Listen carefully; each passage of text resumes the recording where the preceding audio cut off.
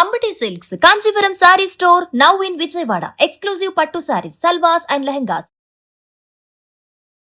నమస్కారం గురుగారు. మహాదేవ శ్రీమాత్రి నమః. ఎన్నడూ లేని విధంగా చరిత్రలో బంగారం వెండి ధర అసలు వరకు ఫ్లక్చువేషన్స్ అంటే ఎలా ఉంటుంది, అసలు కొనాలి కొనకూడదు అన్న ఆలోచనలో కూడా కొంచెం స్టాగ్నెంట్ అయిపోయింది గురుగారు. అంటే కొందామనే లోపు తగ్గుతుంది, తగ్గింది అనుకునే లోపు పెరుగుతుంది, రెండు కూడా అట్లానే దోబుచులాడుతూ ఉన్నాయి. ఏంటంటారు పరిస్థితి? దీనికి గల కారణం ఏంటి? ఎక్కడైనా ఆగే అవకాశం ఉందంటారా ఆస్ట్రాలజీ పరంగా? తప్పకుండా అమ్మ.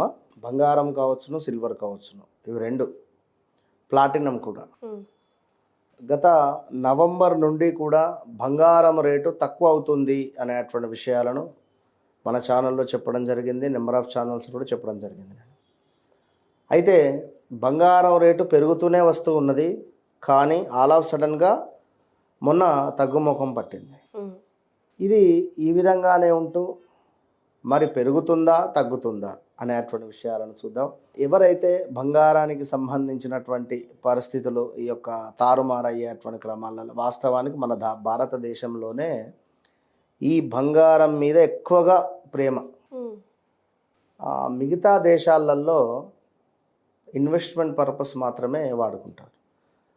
కేవలం ఒక రెండు దేశాలకు సంబంధించి యుద్ధాలు కానీ వారి వారి ఈగో ఫీలింగ్స్ వల్ల మనకు బంగారం రేటు అనేటువంటిది పెరుగుతూ ఉన్నది.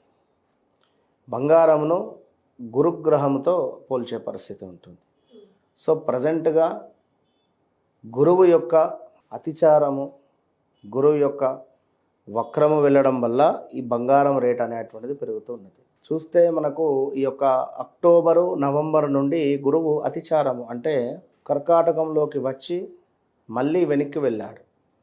యాజ్ ఇట్ ఈస్ 2014-15 ఈ ప్రాంతంలో కూడా గడిచిన 10 సంవత్సరాల క్రితం కూడా చెక్ చేసుకోవచ్చును గూగుల్లో కూడా. బంగారం యొక్క రేటు యాజ్ ఇట్ ఈస్ ఇదే విధంగా పెరిగింది, ఇదే విధంగా తగ్గుముఖం పట్టింది. అప్పుడు ఈ యొక్క దాని రేట్ అనేటువంటిది పడిపోయింది.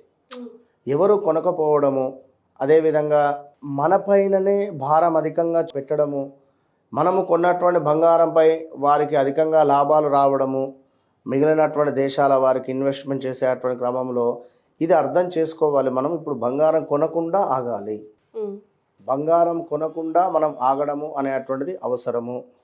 అదేవిధంగా బంగారము మీరు కొనకపోయినా 2026 జూన్ తర్వాత నుండి జూన్ జూలై లేదా జూలై ఆగస్టు ఇక్కడ నుండి ఒక 4 నెలల్లో 1 lakh పడిపోవచ్చు.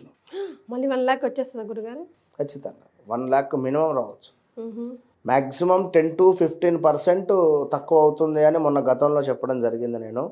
సో 19,000 దాకా తక్కువైపోయింది బంగారం రేటు.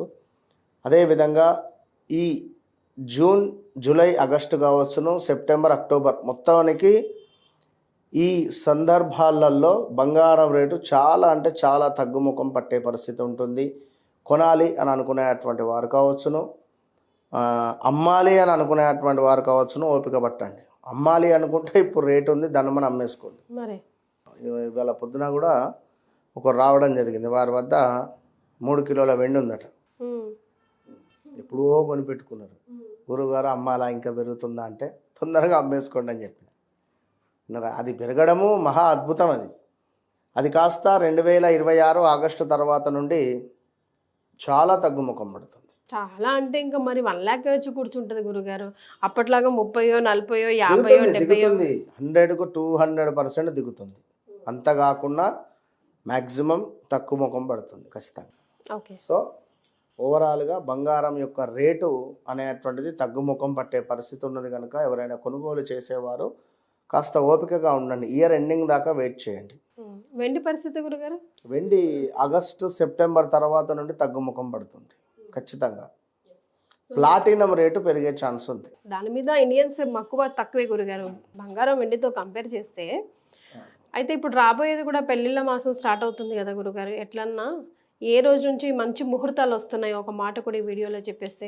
మనకు ఫిబ్రవరి 21 నుండి ముహూర్తాలు ఉన్నవి 20-21 నుంచి స్టార్ట్. సో పెళ్లిళ్ళు గృహప్రవేశాలు లాంటి పెద్ద పెద్ద అన్నీ ముహూర్తాలు ఉన్నవి. అన్ని ఇంకా అన్నీ పెట్టుకోవచ్చు. ఉన్నవి. ఎప్పుడు ఇయర్ పొడవునా ఉన్నాయా గురుగారు? ఇయర్ పొడుగునా లేవు, సుమారుగా 2 నెలలు 3 నెలలు లేవు. మళ్ళీ ఈసారి శ్రావణ మాసంలో ముహూర్తాలు లేవు.